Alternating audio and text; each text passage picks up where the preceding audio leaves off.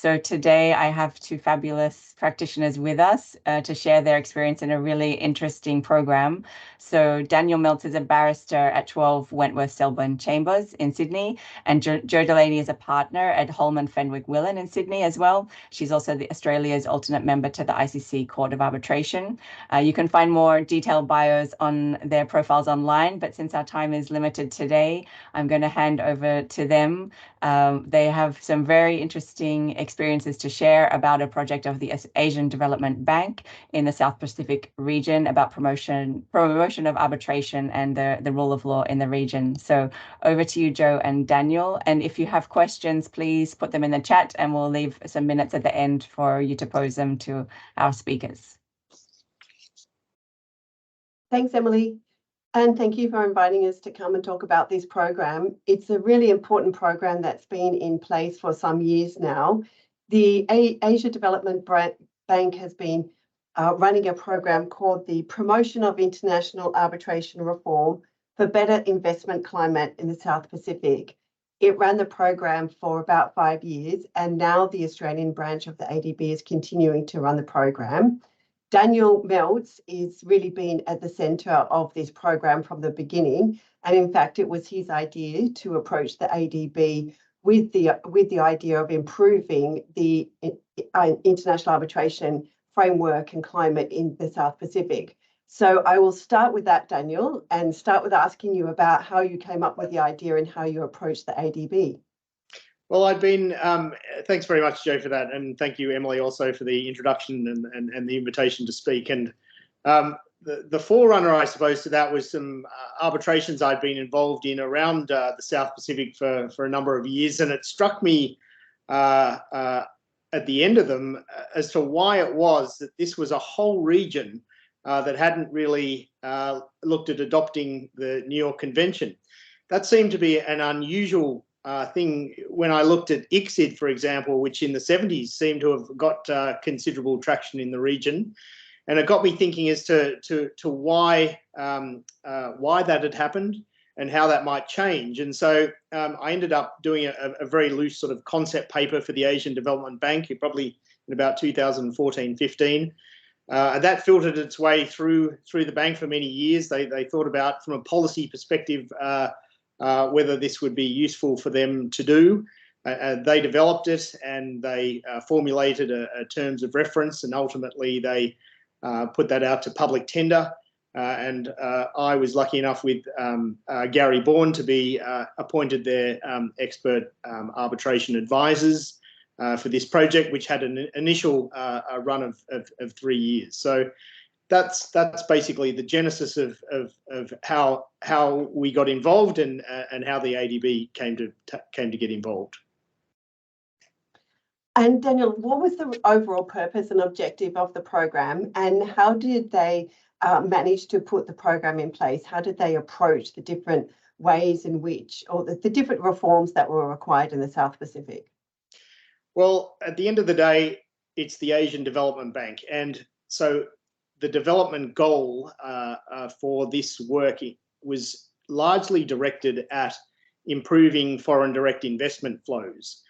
There is some good research now to show, some good academic research to show that accession to the New York Convention will ultimately create the circumstances to increase foreign direct investment. And we as arbitration practitioners know the basis for this. It's essentially by the creation of a level playing field for investors into these particular recipient countries. It allows, obviously, investors to have a neutral third party to determine disputes.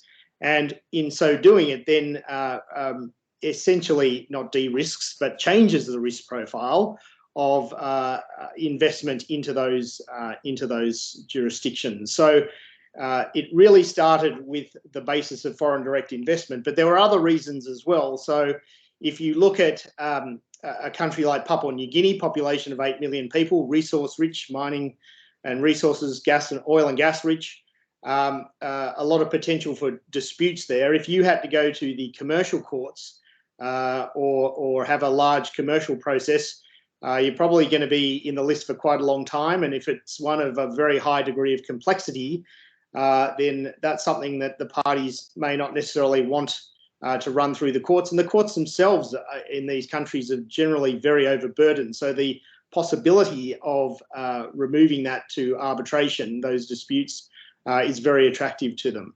But ultimately, foreign direct investment was what is driving the reform. When we look at what type of investment is going to go into these countries in future years, particularly with climate change and adaptation mitigation type funds, loss and damage funds, and how they're going to be invested, that's probably quite a useful prospect for them to be able to offer to investors this safe haven, if you like, of arbitration. And so when you first started the program, how did you and Gary Bourne approach it in terms of trying to figure out what were the reforms that were required? Well, that's sort of an interesting question, because when we look at the various countries involved, you've got various stages of development across the Pacific, and as I indicated before, some are resource rich, others aren't. And so we really had to look at who are going to be the users of this. But from the Asian Development Bank's point of view, it's not that the bank goes and knocks on the doors of the countries and says, hello, we've got this terrific idea. Would you like to engage in that? It has to actually work for them the other way around. The countries have to approach the bank and engage the bank and ask the bank for that type of assistance. So what we tended to find when we started off, Fiji had already engaged in part with UNCITRAL, and we have in fact partnered on this project in a number of countries with UNCITRAL. And so what we found is that once the country had asked for our assistance, we then put in place the type of process that we needed to do in the country. And it's a fairly elaborate process, as you can imagine. You can't just walk into a country and say, arbitration's a great idea for you. Here's an academic journal article saying that you'll have an increase in FDI. It's quite a long process, it's a more nuanced process than that. But generally, it starts with going into a country and explaining what arbitration is. Some of these countries have had no experience with arbitration, and explaining what the benefits may be for them. It's not good enough really to go into a country and say, well, look, 150 countries have already signed up, so you might as well. That really wasn't the approach that we wanted to take. We wanted to be able to actually show to each country what the potential benefit would be. And so it starts with engagement at the political level, at the ministerial level, and we generally go to all the ministerial stakeholders and explain the process. We'd have generally some form of conference in country with lawyers, business. We'd discuss with the judiciary, and if it seemed that there was some willingness for uptake, then we'd assist by generally drafting a policy paper for Cabinet that Cabinet would approve the process of looking at arbitration. And then from there, we'd assist with drafting some of the legislation and explaining the accession process to them as well, and timing, et cetera, et cetera. So that's generally the process which we followed in each of the countries. And so some of the countries had acceded to the New York Convention. So Fiji was a party, I believe, to the New York Convention at the time, but many of the countries hadn't acceded and now have. Yes, that's right. So when we started this whole project, the only countries in the region actually to have adopted the New York Convention were the Marshall Islands and the Cook Islands, and Fiji had acceded to the convention but hadn't domesticized the convention at that stage. So over the last few years, we've really tried to concentrate on getting both accession and domesticizing it with the legislation. That doesn't always follow exactly at the same time. Sometimes some of these countries will accede and then there'll be a bit of a lacuna for various reasons, which I'll come to, but the implementing legislation might come later. And at this point in time, we've had Papua New Guinea accede, and they're on the cusp of implementing legislation. Fiji, as Joe mentioned, had acceded, but they have now also done their implementing legislation. They were very quick off the mark, in 2017. It's really just a matter of months. Tonga has exceeded and has also domesticised through their legislation. And where else have we been? I'm just trying to think.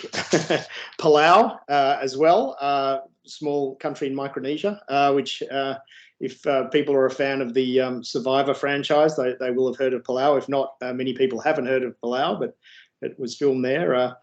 Timor-Leste was the other significant place that we were in, and they have also adopted the convention and domesticised it. Again, that was an example of where it took a few years between accession and the actual domesticisation. And tell us a little bit about the process for trying to get these countries to adopt modern arbitration legislation and whether or not the UNCITRAL model law was used as a base. Yeah, so we decided amongst us all that the best base was the UNCITRAL model law. I mean, that's had uptake now probably in, I think, over 110 jurisdictions around the world. So it seemed like a logical starting place to go. And we were collaborating with UNCITRAL in any event, and so naturally their predilection was to start with that. But then, as we all know, that hasn't been formally updated since 2006, and there have been a lot of things in the world that have moved on in the arbitration space. And so what we tried to do with all the legislation is bring it up to world's best practice by looking at every jurisdiction that we'd worked in and cherry picking, if you like, the best of what we considered were the best of each of the jurisdictions. So, as a small example, emergency arbitrator provisions are in the legislation, and you can enforce emergency arbitrator provisions or orders as if they were an award, which was modelled on what they did very quickly in Singapore, and other countries, of course, have followed. But that's a small example of how we did that. One of the challenges we faced, and again, the people on this line will understand this, is that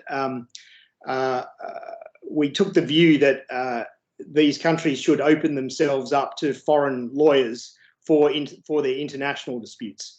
And so it was, in some countries, fairly controversial to be able to put the proposition that foreign lawyers should be able to come into their jurisdictions and conduct these international arbitrations. As many will know, that wasn't the case in a lot of jurisdictions. I've had an arbitration recently in California, and they've only amended their rule that foreign lawyers could appear there in the last couple of years. So that was a bit of a challenge. But when we explained that anyone who was appearing, a foreign lawyer would undoubtedly have a local firm assisting them in any event, and that would help to develop arbitration, then that tended to find favour. And so ultimately, all of the legislation will allow foreign lawyers to appear in all of these jurisdictions.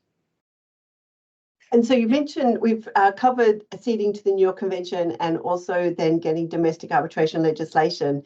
The third part or third arm of the reforms, I understand, was the capacity building, which I was very fortunate to be able to assist you with. And we'll talk about that in a moment. But before we do that, I just wanted to ask, of course, each country in the South Pacific is quite different. They have their own culture, their own history, their own nationalities and ethnic origins. What are some of the differences you've noticed in the different countries, and how have you accommodated that in going through this process? Well, the South Pacific's largely divided into Micronesia, Polynesia, and Melanesia, and I will be the last one to generalise about any of those those various people. But I think from the way in which we approach it was to look. The very first thing we do is really to look at what laws exist, and sometimes we took that a little bit further, where we looked at, is there anything in the country, was there any experience, Indigenous dispute resolution experience within the country, which may be given to understanding the process of arbitration when we came to explain it to them. And a very good example is Samoa, which has not yet acceded, but a country in which we've done quite a bit of work. And Samoa, for example, has quite a long history where they have intra or inter-family dispute resolution called Solo Pule, where they sit down and it's effectively like fairly close to an arbitration in how we might describe that process. So sometimes that was quite helpful to look back at that. Other countries had no experience of arbitration, and in fact, I can tell you that in Tonga, which required the legislation to be in both Tongan and in English, there was no word in Tongan for arbitration, so they had to invent an actual word for arbitration. And what about some other challenges along the way? I'm sure there were some political as well as legal challenges. Yeah, so the most difficult thing that we face when we're doing these reforms is actually, first of all, uptake to start with. As we mentioned, you've got to explain what the reform is and why that reform might assist the country.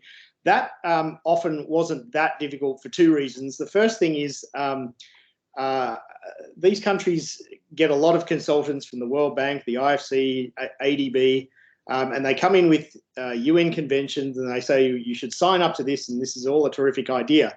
But the magnificence of the New York Convention is, of course, its brevity.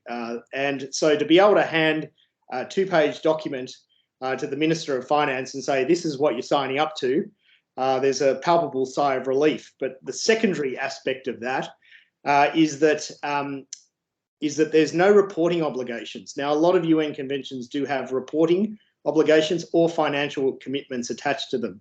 And being able to say to a recipient country, you have none of these. And by the way, yes, we're up to 172 countries have acceded to the convention. So you're not doing anything broadly out of step with anyone else. Plus, these are UN documents to start with, both the model law and the convention, of course, gives these countries a level of comfort, I suppose, to be able to adopt these reforms. And were any of your trips affected by any political situations? Yeah, well, certainly COVID put a stop to a lot of things, and as with most countries and most people, face-to-face is terribly important in the South Pacific. So we did have a bit of a pause there. But one of the main difficulty that we find is change of government. So if we're partway through a reform or a long way through a reform, and Samoa is a very good example, we were literally at the very concluding, we'd done the legislation, everyone was ready to go, and then there were elections, there was a change of government, and the new government had a tremendous amount on their plate to deal with and still does, and so won't necessarily get to this as a first priority. Again, in Papua New Guinea, the accession process took place back in 2019, but it's taken until now for the legislation to come through. Again, change of government situation, you've got to rebrief all the ministers, you've got to go through the process all over again, you've got to have an engaged minister who's ready to champion the bill in Parliament and get it over the line on the floor. So these are all important factors. We had the only really very unfortunate situation I recall was in one country where the CEO of the particular ministry was appointed, and he happened to not like working with the women in his department.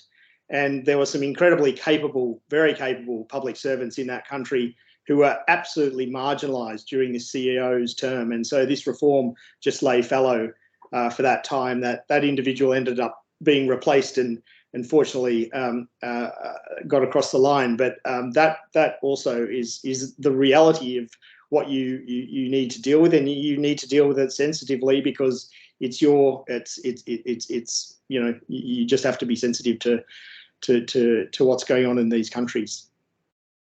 And so you mentioned early on that you also had discussions with the lawyers and the business community, and capacity building was a very important arm of the program with the ADB. What was the mindset or purpose of that? Well, one of the most important things is not to go into a country and say, here's the convention and here's a new piece of legislation and this is what it's all about, and then walk off. Because that would have been just a pretty hopeless process on every level. I think the Asian Development Bank has done a really good job of emphasising the capacity building side of things with judiciary, with the lawyers, with business, and trying to ensure that everyone understands what the process is, how an arbitration works, how to put an arbitration clause in an agreement, and then from the judiciary point of view, how the judges would approach enforcement and resisting enforcement, and how they would approach any intervention on the way.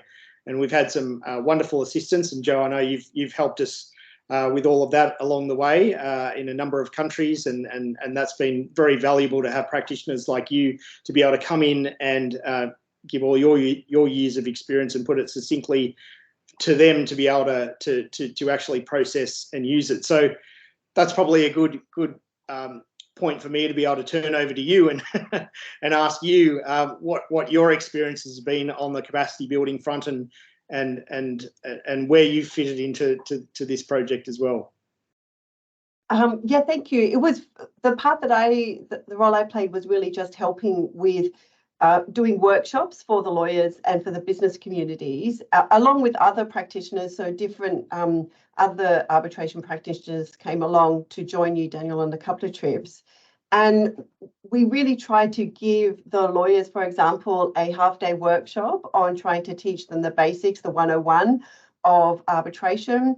There was also then an overall introduction by the ADB as to what the program was about, and so that they understood where to put the workshop into context, and they understood the reasons that the ADB and these foreign arbitration practitioners were coming to speak to them. And I found they were very, very receptive. They very much liked the idea of having another process that would help them with resolving disputes. They were also very, very receptive to learning about arbitration and how it worked. Of course, one of the questions and concerns that came up was, how are you going to manage an arbitration process in these countries for disputes that may be of a smaller value or of a smaller size? They might involve complex questions, but the particular project that they relate to, or the particular contract that they relate to, might be of a low value, relatively low value, compared to some of the disputes we may deal with, or they might be very large value in size. And how are we going to manage the process for those low value disputes? And I think then that's what's really important, is to educate the local lawyers about the arbitration process, so they gain enough knowledge and then slowly gain the experience to understand that they can use the process in an efficient way to manage and then resolve these low value disputes. So the disputes could be anywhere between $200,000 and maybe $10 million, maybe more. But if you're dealing with a low value dispute, we all know that it can be very hard to keep the legal costs down. But it is possible in arbitration to do that if you use an innovative procedure and you really focus on what do you need to show to the arbitrator for the arbitrator to be able to make a decision in this case. And one of the things, Joe, is when you're looking or thinking about these small disputes, they'll of course need arbitrators, and the pool of arbitrators is one thing that we've been thinking about as to how that might increase in the South Pacific. That's exactly right. And so that was another reason for the capacity building, was to firstly improve knowledge and experience amongst local lawyers, but then to identify and help local lawyers who were interested in becoming arbitrators, to inform them and open up that opportunity to them so that they could become more involved in the arbitration community. And the other aspect I thought the ADB did very well was that for 2 or 3 years, I believe it was 3 years in a row, they ran a conference or 4 years actually, because I think that they did do a conference during COVID that was hybrid. It was partly virtual and partly in person. And then that really helped the local lawyers see how these disputes might come up, and then for them to see that there were opportunities for them to become arbitrators. And if you were able to then improve their knowledge, improve their experience, they would feel comfortable to be able to be the arbitrators, and that would obviously be another way of keeping the costs down. hopefully then if the legal costs are kept to the ranges that they're used to locally, that would help them to find a way to resolve these disputes and use the arbitration mechanism that has been put in place. Yeah, and you referred to those conferences that took place over the last several years, and that brought together a tremendous number of people right through the South Pacific. They were one was in Fiji, one in Sydney, one in PNG. And I note that because the ICC, the keynote at the Sydney conference was actually ICC's John Denton. So that was nice to have that involvement. ADB, from an institutional point of view, has always had to be understandably ecumenical about not pushing one particular institution or another. KICA's been involved, ICC's been involved, SEAC's been involved, obviously through Gary as well, NZIAC and AMNIS have been involved. So all of the institutions have been very generous with their time and their contribution in terms of trying to develop arbitration in the region. And I think it has already paid dividends because, Joe, you've probably followed this as much as anyone, but there are cases out there now in the local courts in Fiji, in the courts in Tonga, and various arbitrations around the region which are taking place. So it's nice to see some of that bear fruit. And of course, in educating the judiciary and helping them with workshops to focus on what they need to do to interpret and apply the legislation was a very important part that you were involved with. Yeah, absolutely. We were lucky to have amazing practitioners. Michael Wang came to one, and Selmo Reyes came to another. And so the judges were just very pleased to be able to have that level of assistance. And we know from our own experience in Australia, in the very bad old days, that really that sort of assistance is invaluable because if you haven't had experience of an arbitration, either as counsel or arbitrator, as if you go back a long way, probably most of our judges here hadn't. They have had much more experience now, but we saw the results of that, and so to be able to start from a higher base in all these Pacific countries is I think a good thing. Thanks, Daniel. Shall hand over to you, Emily. I'm conscious of the time. Yeah, thank you so much to you both. This is super interesting. I just wanted to give the chance, if anyone in the room has a question, you can raise your hand, put it in the chat, or just turn on your camera and go ahead as you like.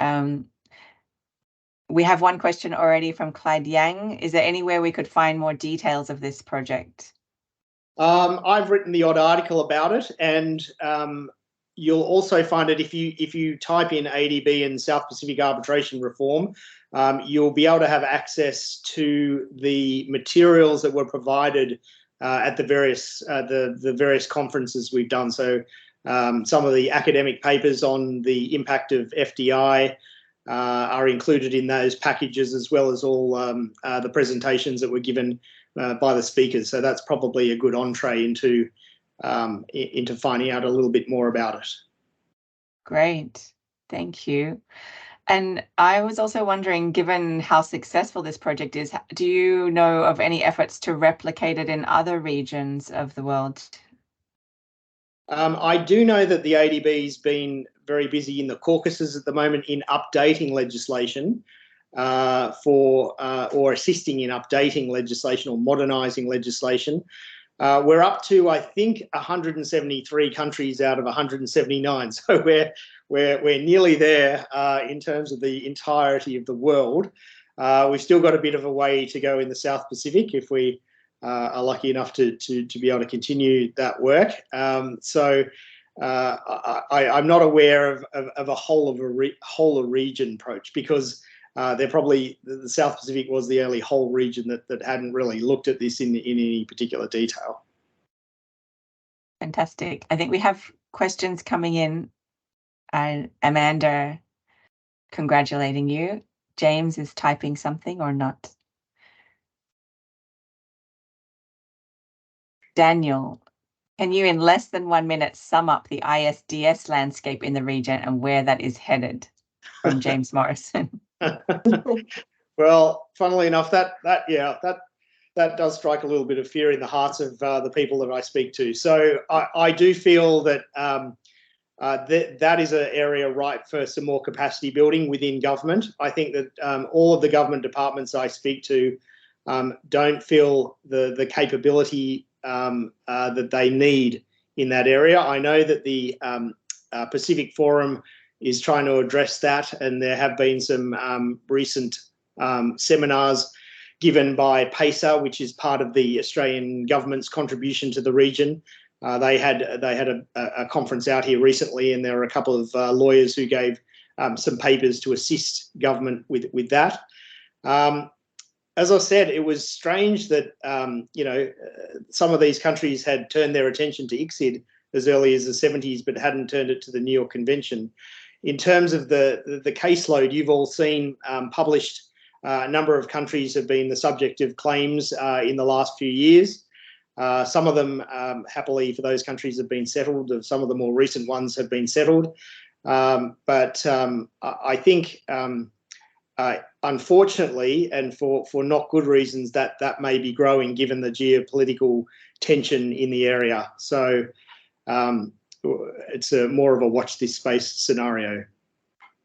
Well, we will watch this space, and we'll also watch the space of the very successful project. Thank you so much for sharing these details with us today and for your time. And thanks everybody for joining us. Also a shout out to Jemima Rowe for helping with the organization of this episode. So thank you very much, everyone. We're going to be having a plenary session of the ICC Australia Arbitration Committee in a week's time, and we'll share details about that on LinkedIn. And we also will have future episodes in 2024 of conversations with ICC Australia. So we look forward to joining with you there. Thank you, Emily. Thank you.